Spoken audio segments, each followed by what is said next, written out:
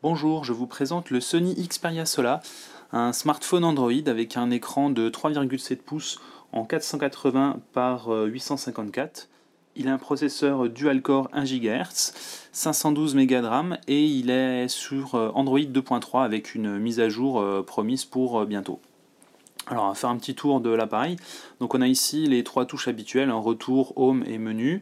Ici donc on a le petit logo Xperia et en fait juste en dessous, sous l'écran, ici on a un petit éclairage en fait en fonction de ce qu'on affiche à l'écran, comme sur les autres Xperia on avait une barre un peu transparente. Ici on n'a plus la barre transparente, mais voilà, on a ce petit effet en fait d'éclairage, et comme vous le voyez l'écran en fait est un peu en relief. Donc on a ici le corps principal de l'appareil, on a l'impression que l'écran a été fixé par dessus. Du coup, au premier coup d'œil, si on s'y connaît pas, on peut avoir l'impression qu'il faut slider ça vers le bas. On a l'impression qu'il y a quelque chose voilà, qu'il faut slider, parce que l'écran a vraiment l'air d'être posé par-dessus, en fait, comme on le voit un petit peu ici. Voilà, donc pour faire le tour de l'appareil, on a ici un bouton Power, donc qui permet de sortir de veille. Donc c'est assez pratique, parce qu'en fait on le tient comme ça, il est assez petit, donc ça tombe pile sous l'index pour le sortir de veille. C'est vraiment pratique. En haut, on a un port jack, donc pour le son. Voilà, je sais pas si on verra. Voilà ici. Sur le côté, on a ici le port micro USB classique.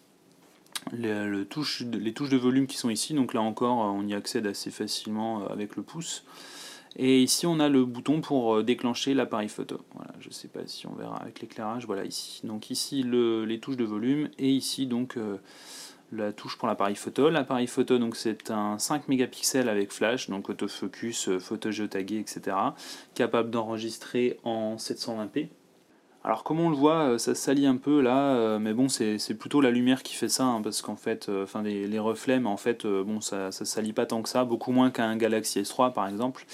Et le toucher est plutôt agréable, c'est ce genre un peu de plastique mou, enfin de caoutchouc un peu, c'est plutôt sympa. Et donc pour ouvrir le smartphone, il suffit de coulisser vers le haut. Voilà, donc c'est vraiment simple à ce niveau-là. Voilà, il faut par contre bien tirer jusqu'au bout. Voilà, donc c'est pas très compliqué. Ici on a une SIM, donc on nous précise bien que c'est pas du micro SIM, mais c'est bien un port pour la SIM, une SIM normale. Et par contre il est micro SD parce qu'il embarque 8 Go avec, d'après la fiche technique, 5 Go disponibles pour l'utilisateur.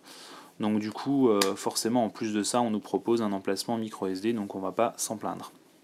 Voilà, donc on va démarrer le smartphone. Voilà, donc à quoi il ressemble quand vous le démarrez. Alors bien entendu, là je l'ai juste sorti de veille, c'est l'écran d'accueil. Donc comme on connaît chez Sony, voilà, c'est un peu leur surcouche sur Android 2.3, c'est tout ce qu'il y a de plus classique.